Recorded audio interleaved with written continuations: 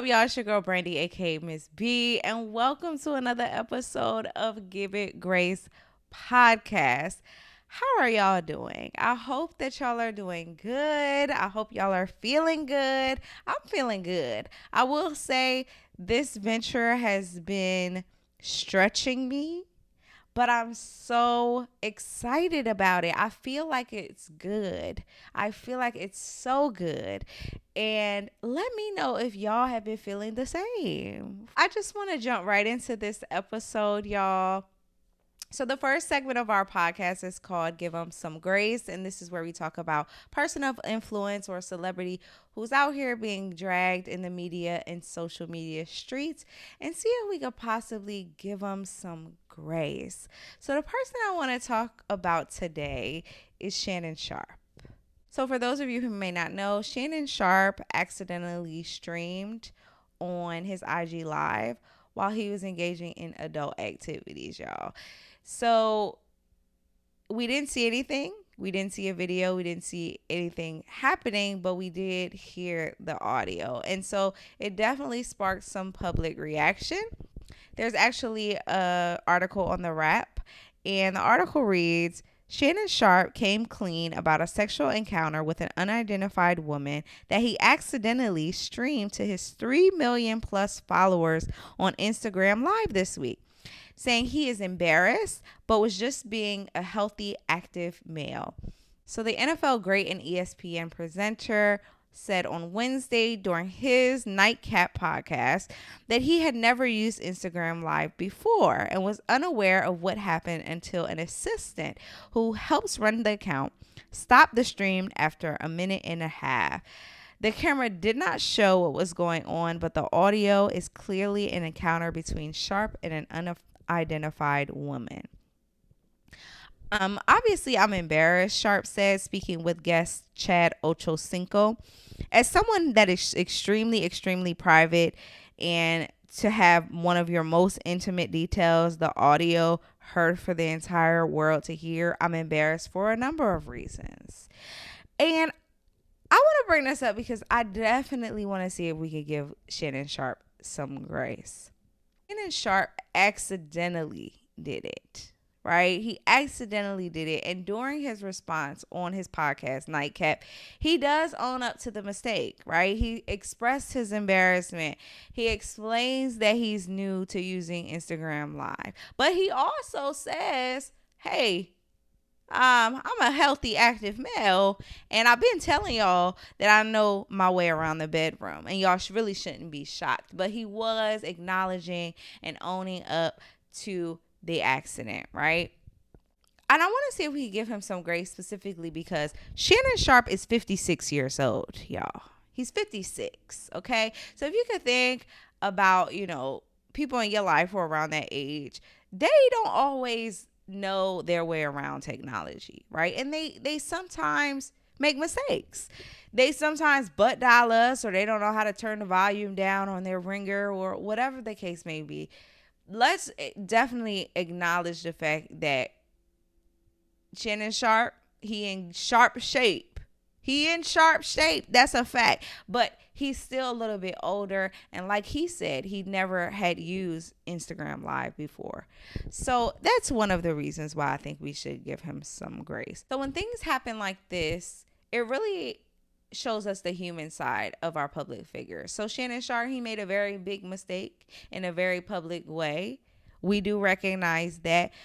But we all make mistakes. Like, how many of us have accidentally sent, a text that we didn't mean to send, or posted something that we didn't mean to post, right? Like, these mistakes happen. His just so happened to happen on a super large platform, right? And this is the reason why he had to apologize for it, right? Even though I don't feel like he necessarily had to, because he was doing something that is completely natural, right? And he's a grown ass man, okay? He's a grown ass man, 56. So he definitely could be doing what he wants, but because he made the mistake of streaming it on his IG Live to 3 million followers, that's why we're talking about it now. But I definitely think that we should give Shannon Sharpe some grace. Specifically me, when I heard about it, I didn't even want to listen to it. Shannon Sharpe is my uncle in my head, and I felt like I was in grown folks' business, and I didn't want to be in grown folks' business at that time.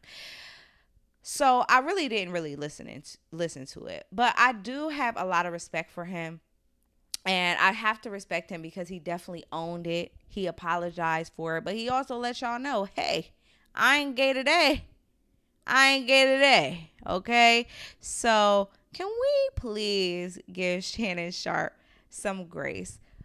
Not only for being a healthy, active male at 56 and still giving it to the girls, okay? But he made a tech mistake, right? And that has happened to the best of us. I like to think that I know my way around technology, but still this could have easily happened to me. I hope it never does, cuz that's really one of my worst fears. One of my worst fears is me out here doing something with somebody privately and it's being streamed to all of my followers. That's embarrassing. And for somebody like Shannon Sharpe, I know that he went through a lot that day. I know that that was a hard day. But hey, life happens. It happens to all of us. So I definitely want to give Shannon Sharpe some grace. And I hope y'all can do the same. So can we give him some grace? Okay? Let's give him some grace. So the next segment of our show is called Give It Some Grace. And this is where we talk about everyday annoyances and things that get on our nerves and see if we can look at them through a perspective of grace. Okay, let's see if we could give it some grace. So there has been several occasions where I have witnessed my mama cuss out somebody working in a fast food restaurant. Typically when she's cussing them out, it's because they've even taken too long with the food, or the food's not right, or the food's not hot. And in those situations, I'm not even gonna lie, I feel bad for those people. Because my mom, if you ever been cussed out by my mom, like it's scary. So I be really feeling for them people. But I also can understand her frustration, right? And so I want to talk about how we can give grace to not so fast food and also fast food workers. Okay, let's see if we could give this scenario some grace, right? So when you think about why people go to a fast food restaurant, a lot of the times we expect the food to be just that, fast, and we definitely expect our food to be hot. Okay, and when these expectations aren't met, it's easy for us to get upset about it. It's easy for somebody to get cussed out because of it. You know, so my mom's reaction is definitely relatable to a lot of people, but it definitely raises a deeper issue of the way that we treat fast food workers when they don't meet our expectations, right? So for me, I could really empathize with fast food workers because I've worked in fast food restaurants. I worked at Dairy Queen, the one that got the food. I worked at Olive Garden, which is a restaurant, but still food industry. I worked at a pizza shop. I worked at the Cheesecake Factory. So I can understand how tough that line of work is. Like, it really is tough because, one, a lot of times the hours are so long and you're dealing with so many different people, so many different personalities. And some people just come, you know, to fast food restaurants or restaurants in general just with an attitude. So you got to worry about navigating that. And then you're not getting paid that much. So it's stressful. It's stressful, right? And a lot of times the cashiers are the direct contact. So a lot of times they get the brunt of people's frustrations, even when it's not their fault. So in these scenarios with fast food workers, if you're waiting for a long time, 9 times out of 10, it's not that cashier's fault. It's the kitchen being backed up. Or maybe it was a customer that came before you that, you know, was holding up the line. So because that person is directly in front of you, a lot of times they get the brunt of that frustration, right? And I'm not going to lie. When I go to a fast food restaurant, I expect my food to be fast and hot. So when it's not, the way that I typically respond is I get aggravated. And I'm my mama's child, so I want to cuss them out a little bit. I do, but I do also try to give them a little bit of grace because I have worked in those industries, right? Um, but if my food is wrong and not hot, I want to speak to the manager. I'm not gonna lie. I want to speak to the manager. I want to see what's going on. What could be done? How can I get a discount for this experience? And that's something to think about. Sometimes people just want to complain because they want a discount. I'm not saying I haven't done it myself, but is it right? I don't think so. I don't think it's right. Right? So the way that we treat fast food workers, it really matters. It's important, right? So let me share some shocking statistics with y'all.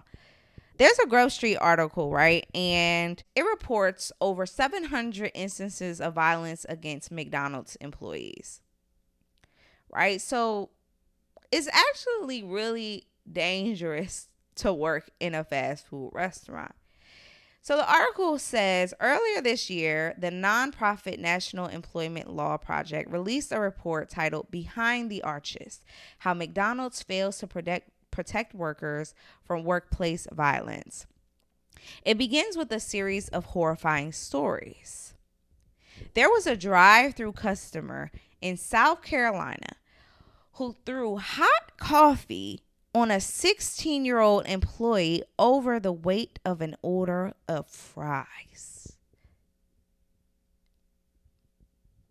There was another customer in Florida who reached across the counter and grabbed a worker because there was no straws at the condiment station. There was another customer in Arizona, and this is crazy, who threatened an employee with a shotgun over missing a packet of hot sauce. Now, I love hot sauce. I do. I really do. But to pull a shotgun out on someone over a packet of hot sauce is crazy. And all of these incidences happen over a span of a few weeks, okay? So we need to give our fast food workers some grace. We don't need to be pulling out shotguns over a packet of hot sauce. That's not right.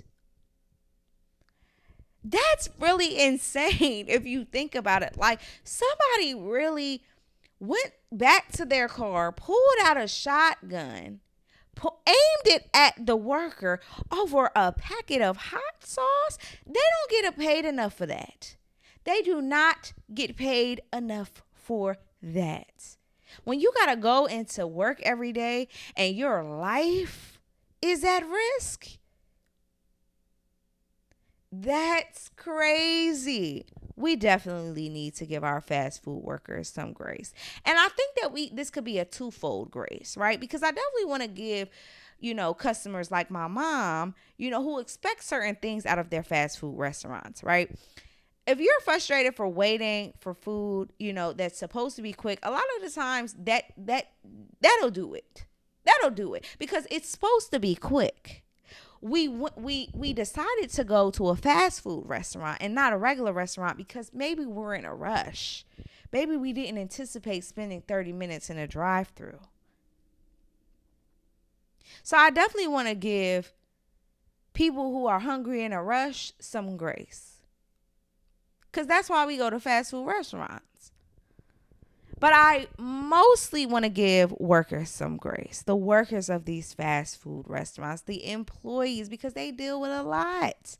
They're dealing with long hours. They're not getting paid enough. They got to deal with rude customers all day long. It couldn't be some of us. So we definitely need to give them some grace.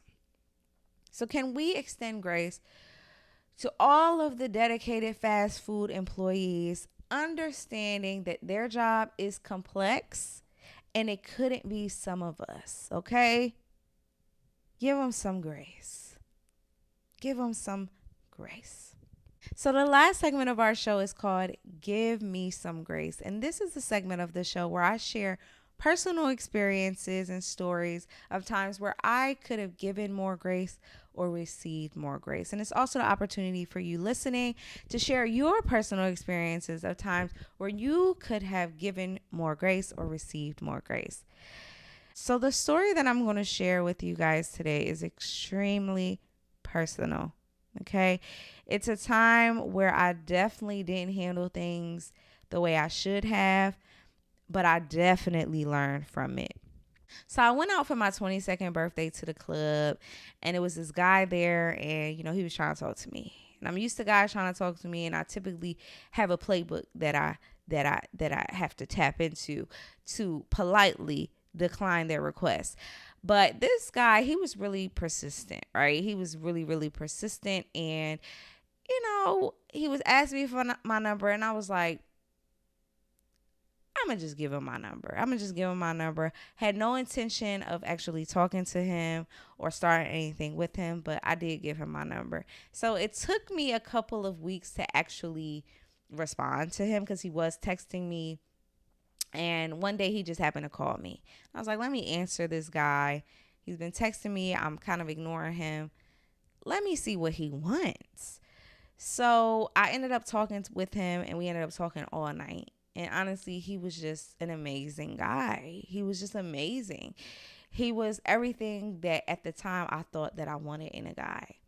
And we hit it off. We were talking every day, and we hung out. We went on a couple of dates, and it was just magical. He was like this guy that was just like a fairy tale. It was really like a fairy tale.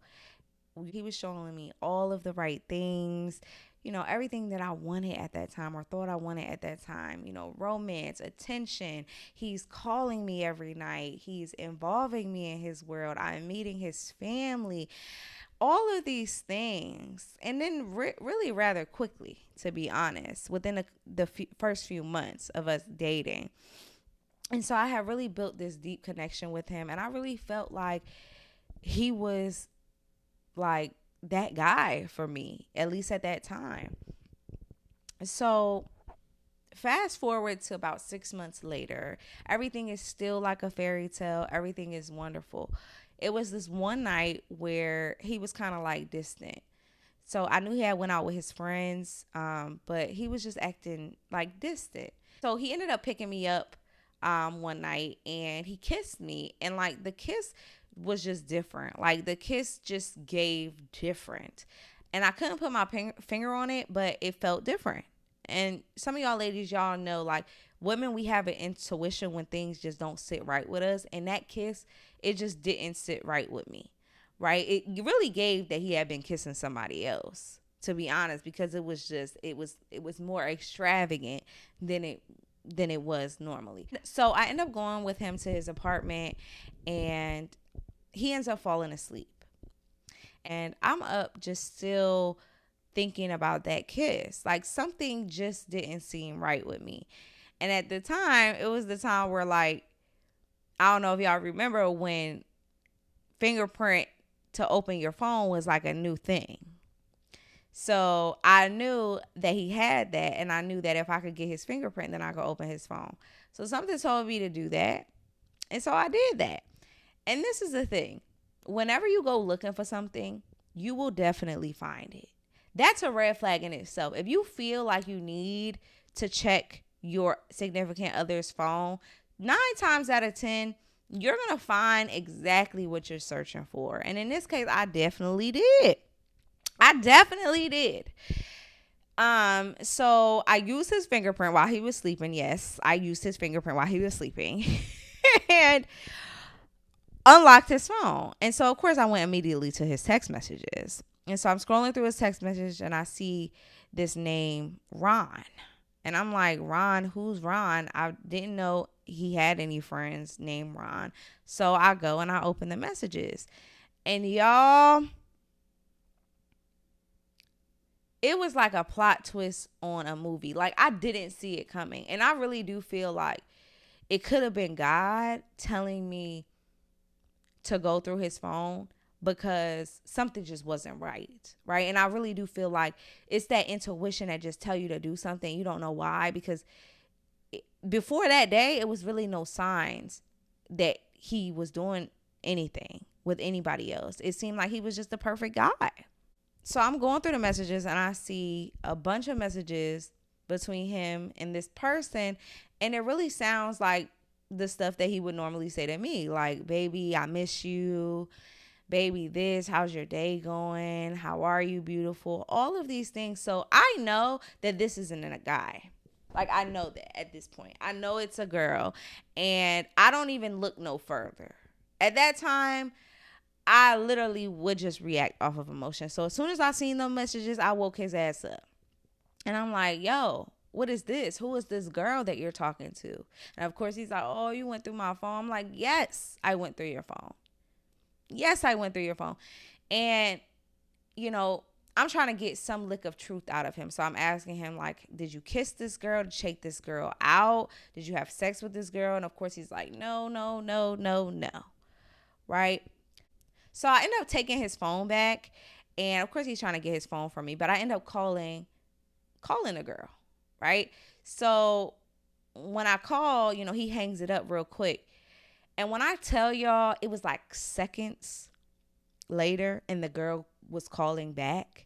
Like, it was like she was waiting for him to call her. And she called him right back.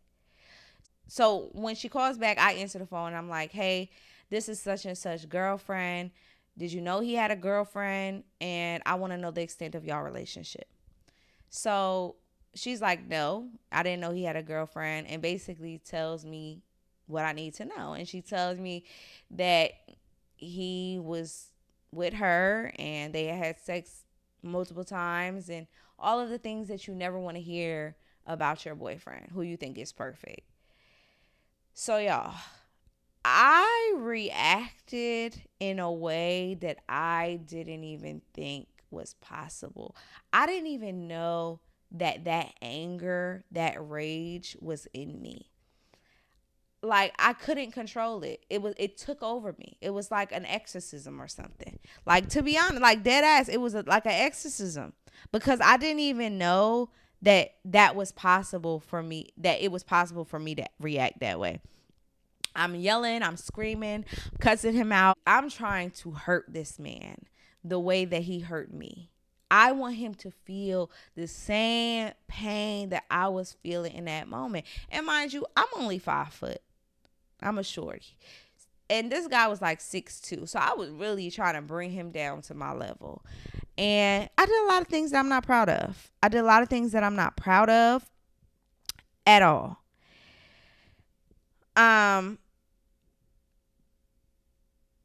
And so because of that explosion, I definitely had some consequences. Like, this was a guy who didn't know how to handle that. I was literally like a little jack, like a little fireball of just anger. So he didn't know how to really respond to me in that anger and that fury that I felt. So like I said, looking back on it, I definitely realized that my actions were out of line. Like, hitting someone is never okay. No matter how hurt or angry you are, it's not okay to put your hands on somebody. I realized that. In that moment, though, I wanted to hurt him just as bad as he had hurt me. And so the consequence to me putting my hands on him was that I was eventually arrested for it. And that was a low moment for me because I had never been arrested before. I'd never been in handcuffs. And I just felt so low because I was like, wow, this man cheated on me. And because I reacted the way that I did, he called the cops on me, y'all. He called the cops on me. So I'm in, that precinct just humiliated, just feeling so much shame, so much like grief, disbelief, regret. I was just like, I cannot believe how I got myself in this situation. I let somebody else, I let someone else's betrayal take me so far out of my character, I didn't even recognize myself. All because I couldn't properly handle the emotions that I was feeling after being betrayed, right? So I'm not proud of what I did. I really let the anger that I had in my heart really take over my body. And in that moment, I didn't give him any grace. I didn't give myself any grace. I just acted. So, I was really wrong. I was really wrong for that. So something that experience has taught me is that I will never want to let somebody ever get me out of my character. I want to learn how to deal with these emotions so that I don't end up reacting in a way that will eventually lead to me having to deal with the consequences. I never want that to ever happen to me again. So I want to see if y'all could give me some grace for that, y'all. And I know some of y'all is thinking, girl, I would have did the same thing. I have done the same thing. And I just want to warn y'all,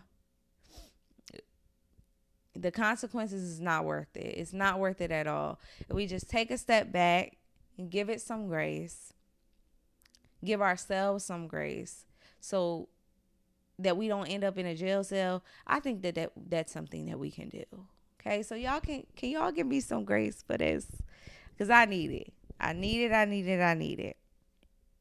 So let me know in the comments. Have you ever been in a situation where you reacted out of anger? Let me know how you move forward from it. And did you give yourself some grace? Because I know I definitely did not give myself grace, but I'm doing it now. And I'm hoping that y'all can give me some grace as well. So that brings us to the end of our show. I hope y'all enjoyed it. If you stayed and tuned into the entire episode, I love you. I'm sending you love, light, positivity, and grace. And I'll see y'all in the next one. Bye, y'all. Gave it grace. Gave it